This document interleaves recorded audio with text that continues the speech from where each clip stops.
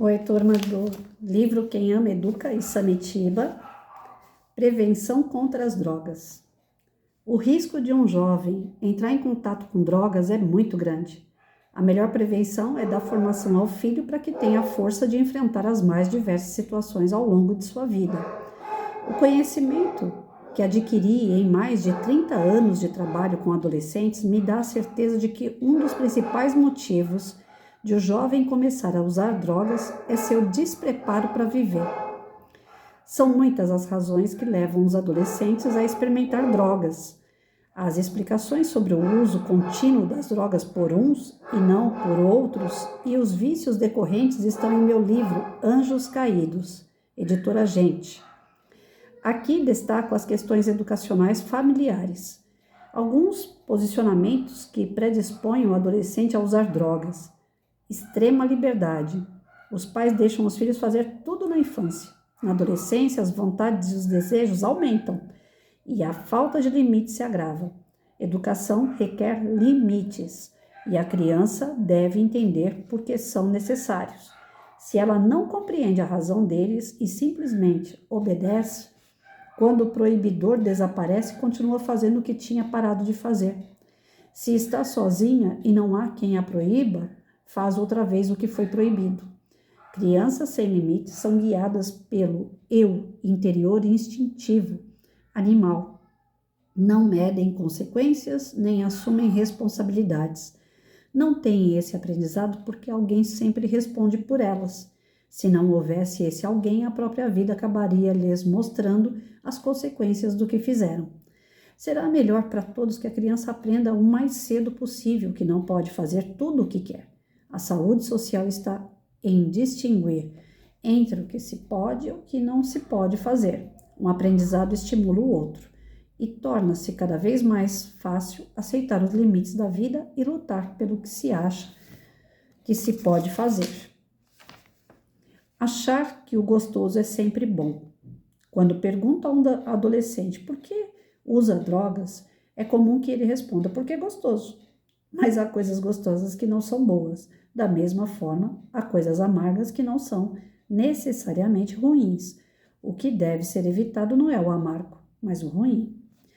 Gostosa é uma sensação física, biológica, portanto animal, de prazer que todas as pessoas sentem, independentemente de idade, sexo, cultura, raça, religião. Bom ou ruim é um critério racional que pertence a um quadro de valores. Depende, portanto, de critérios como saúde, cultura, lei, religião, sociedade. Quem está doente tem de tomar remédio mesmo que não seja gostoso. O costume de os laboratórios farmacêuticos darem sabor agradável aos remédios dificulta a compreensão desse fato. Medicamento deve ter gosto de remédio, gostoso ou não, ele é bom. A maioria das pessoas gosta de chocolate, gostoso não? Para o diabético, o chocolate comum é ruim, apesar do gosto agradável, porque piora a doença. A criança não deve fazer só o que é gostoso. Estudar talvez não seja, mas é preciso, porque é bom. Usar drogas talvez seja gostoso, mas nunca é bom. É o prazer que justifica qualquer prejuízo. Os pais não precisam tornar a vida amarga de propósito, mas preparar os filhos para enfrentar o lado amargo da vida. É uma lição importante, que não pode ser esquecida. Então, aqui tem outros fatores, eu vou dividir. Amanhã a gente continua. Vamos nesses dois fatores aqui. Então, o que pode causar, né, a entrada, a porta de entrada para a molecada usar droga? A liberdade, né?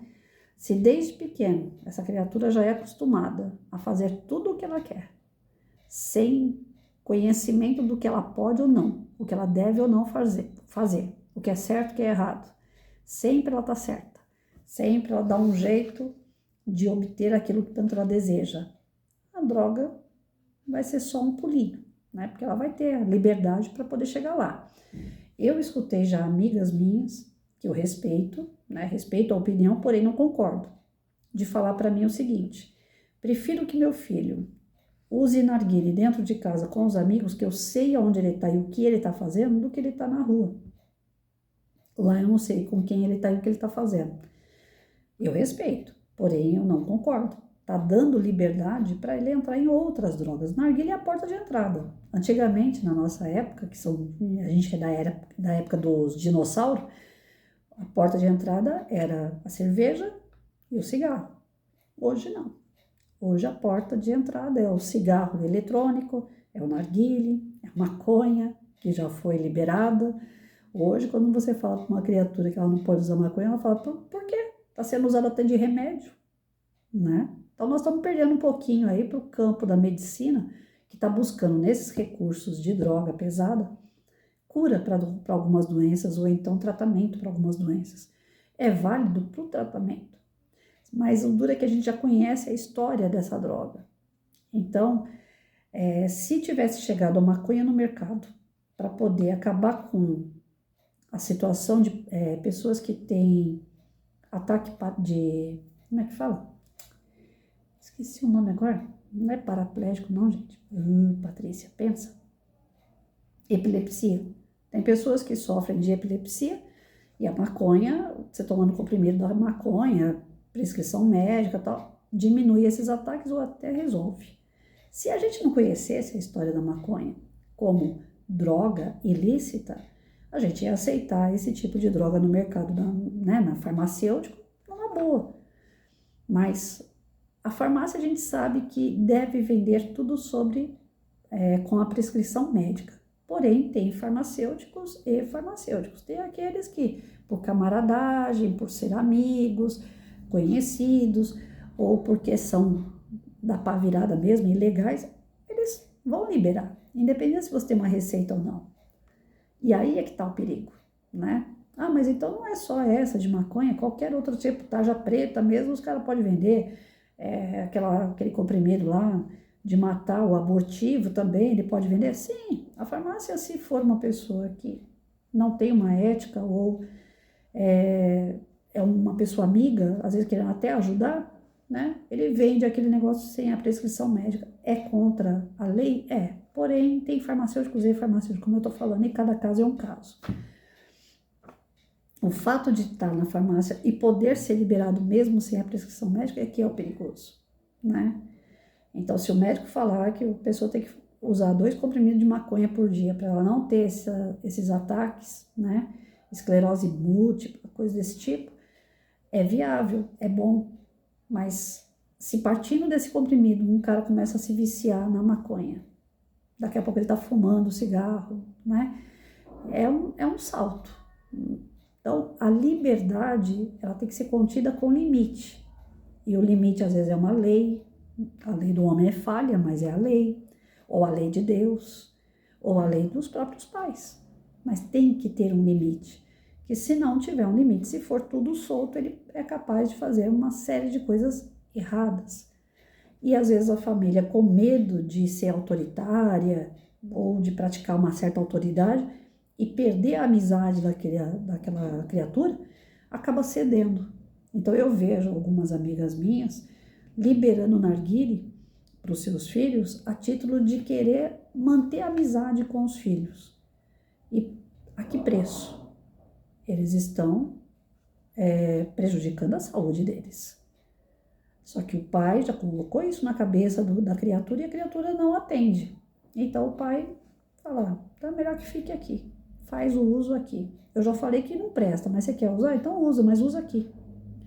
Assim como eu já vi alunos meus usando maconha, cocaína, crack, dentro do quintal de casa com os pais perto.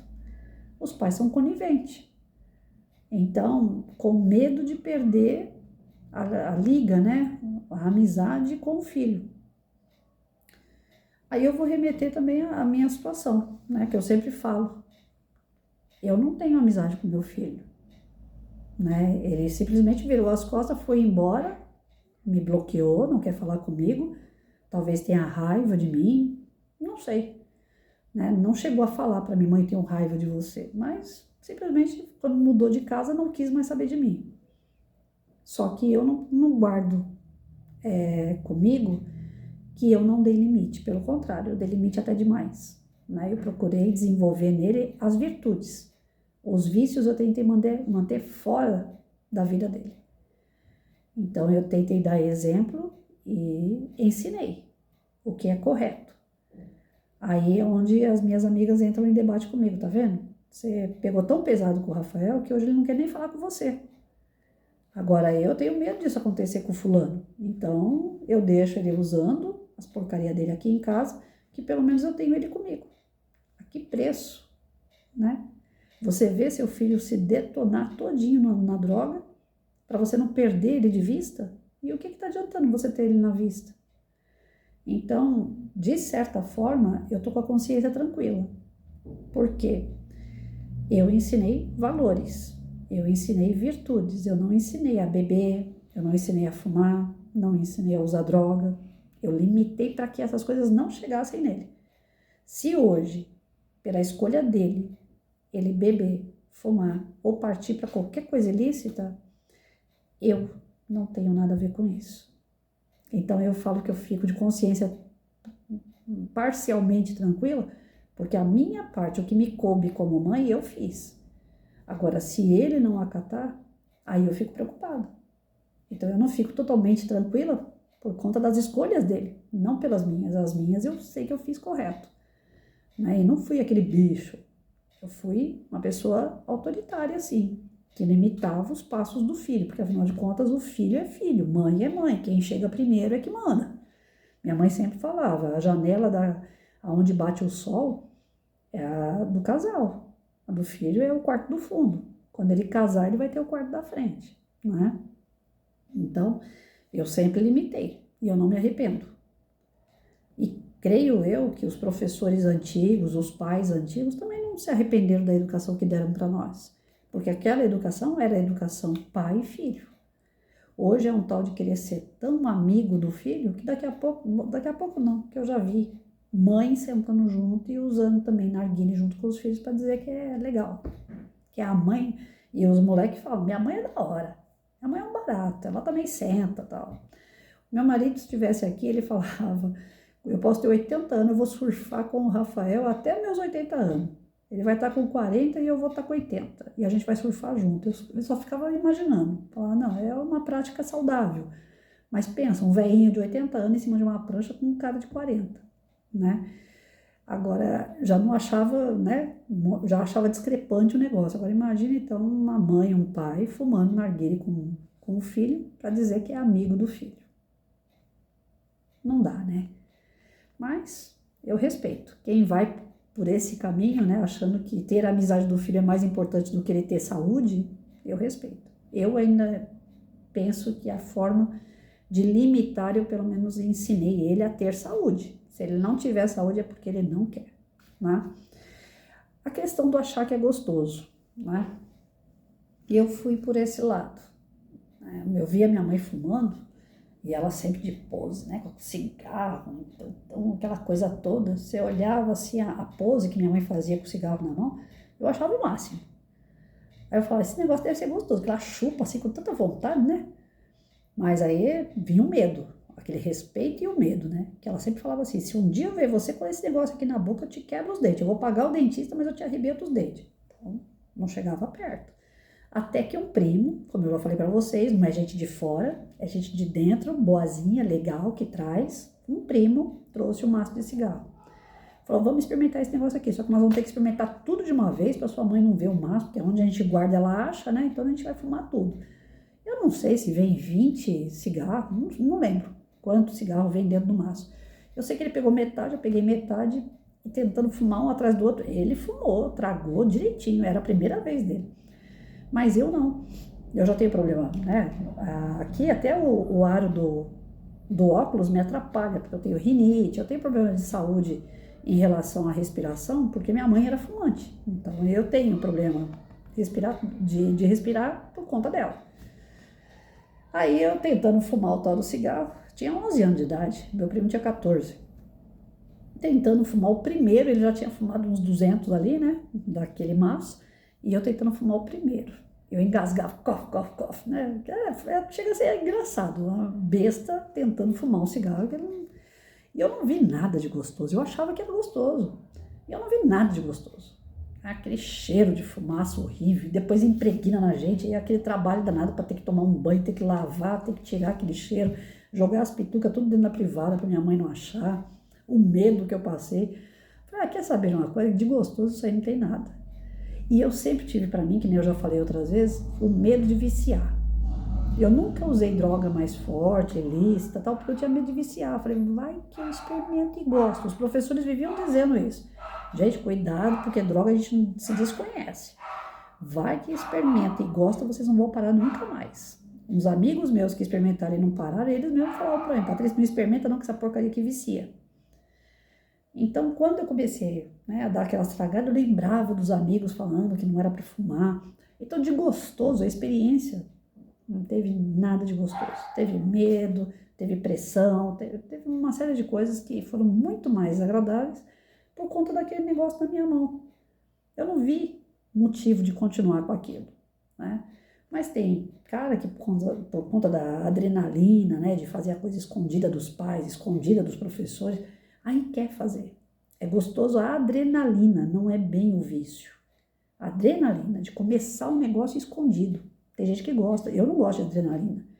Eu fui uma vez numa roda gigante no Play Center lá, que além dela girar, a cabine que a gente estava também girava. Enterprise, eu acho, o nome. Esses nomes estrangeiros eu não sei falar.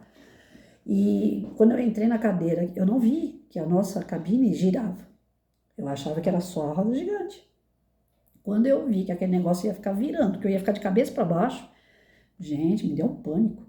E tinha gente que entrava na fila 2, 3 vezes porque adorava aquela adrenalina. Eu não gosto de adrenalina, eu não gosto. Sinceramente, tira meu conforto, né, minha zona de conforto, tira minha paz, eu não gosto. Eu gosto das coisas meio que sabendo como lidar com elas, né, tendo aquela segurança.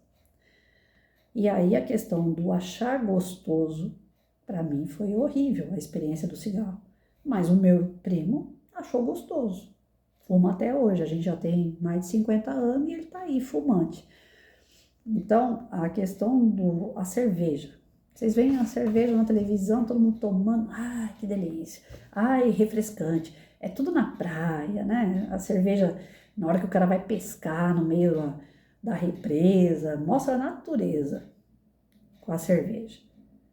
Mas a cerveja é álcool, altera a função cerebral.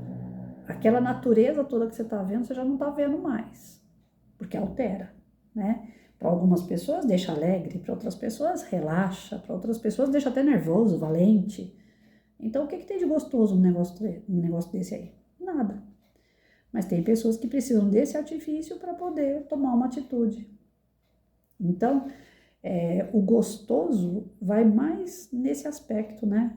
Não é o gosto, eu acho que, eu nunca experimentei, mas acredito eu que pelo cheiro, a maconha deve ser horrível, né? O cheiro já me incomoda, eu já passei na rua, senti cheiro de gente fumando, eu não... é um cheiro de erva, não, é um cheiro horrível, né? Cheiro de erva é meu orégano, meus chazinhos de hortelã, esse é cheirinho gostoso. Agora, aquilo lá, pelo amor de Deus, é enjoativo, um cheiro muito forte. E aquilo fica impregnado na pele da pessoa, né? Se ela usa por muito tempo, o cheiro fica impregnado na pele. Eu tive alunos que cheiravam maconha. Então, assim, o achar que é gostoso tem que desmistificar isso da criança, já desde o princípio.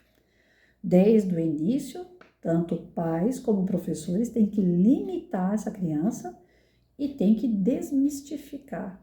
Porque se droga fosse gostosa, ela não causaria danos à saúde. Então, não é nada de gostosa aí, nada, né?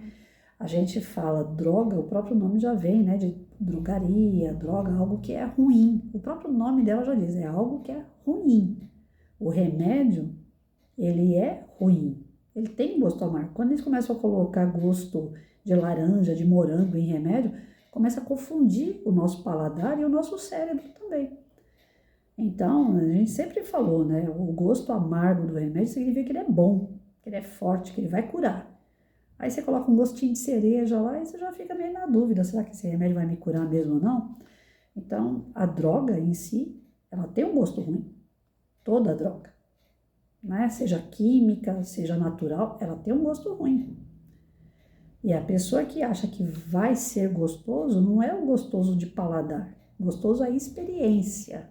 Se vai causar adrenalina, se vai causar calmaria, né? Então, quem está indo buscar droga não está buscando sabor. Está buscando o momento. Se vai ser gostoso, a experiência com aquilo ali.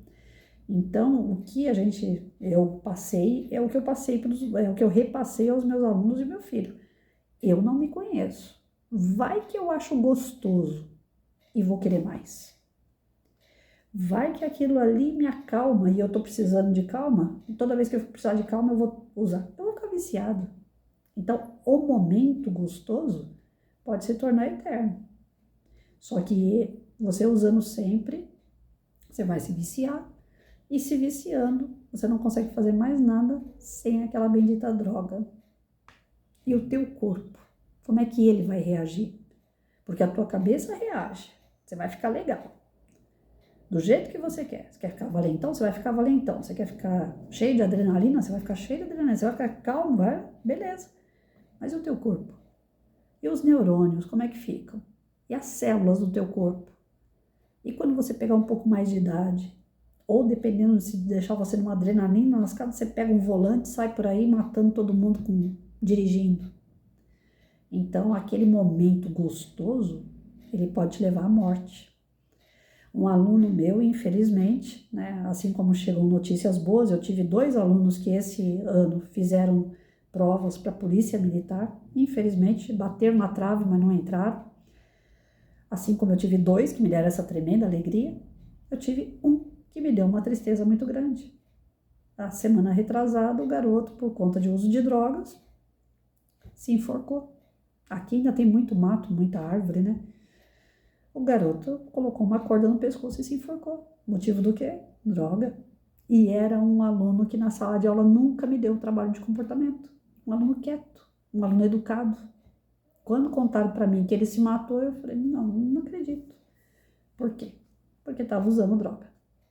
Então, através desses exemplos, né, daqueles que não usam droga, que estão indo adiante, aqueles que usam droga e que não conseguem ir muito adiante. É por aí que eu começo a sensibilizar meus alunos, é por aí que eu tentei mostrar exemplos ao meu filho, para conter, para segurar, né? Até onde, como mãe, eu consegui segurar, eu dei conta. Como professora, a gente sempre fala, mostra, exemplifica, mas corre o risco, né? A criança fica com a gente 4 horas, com a família 20, às vezes a própria família é usuária, aí fica difícil. Mas nós estamos aqui para isso, né? Para a gente se informar, repassar as informações, né? Eu sempre pegava a polícia militar, trazia para a sala de aula, assistente social, psicólogo, médicos, para poder falar desse tema com os meus alunos. Montava um projeto, não ficava só nessa de ProERD não, porque ProERD é do Estado, é Polícia Militar, mas são 3 meses só.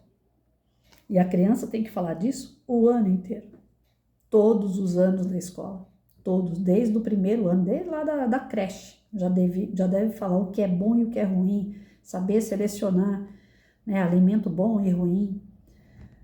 Isso aqui não presta, remédio não presta, não pode tomar remédio à torta direito, tem que ir no médico, o médico tem que receitar. Começa assim, lá na creche já começa assim, falando das drogas lícitas. E depois vai aumentando isso até chegar lá no ensino fundamental 2, no ensino médio. Quando chega no ensino médio, o pessoal quer parar de falar sobre isso. É onde os hormônios estão pipocando, aí é que tem que falar mais ainda. E o pessoal não quer falar, porque adolescente não quer ouvir, tô de saco cheio de adolescente. Lá eles precisam de mais amparo ainda, porque as oportunidades de usar é muito maior. Se desde pequeno já tem oportunidade, imagina quando eles já estão começando a responder para pai, mãe, começa a dar problema em casa, desequilíbrio hormonal. Aí eles começam a se descobrir em termos de corpo, de cabeça, decidir o que vai fazer quando sair do ensino médio.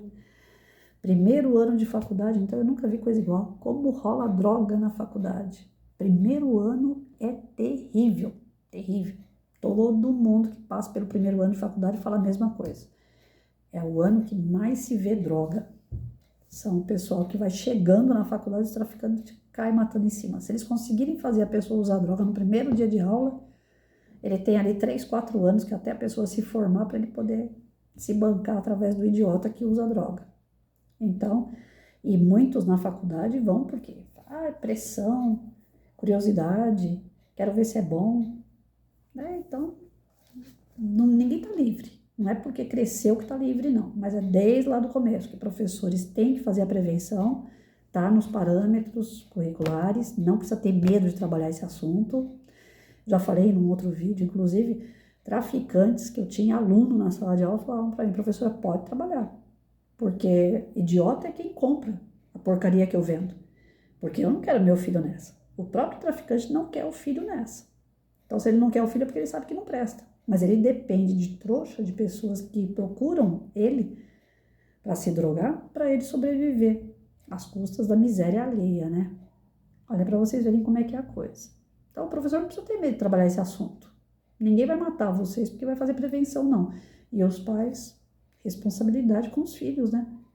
Você prefere ser amiguinho do seu filho, dar toda a liberdade para ele, deixar ele fazer o que é gostoso e você vê o corpo dele se deteriorando na tua frente. Que tipo de pai é esse, gente? A gente respeita, né? Mas eu não concordo.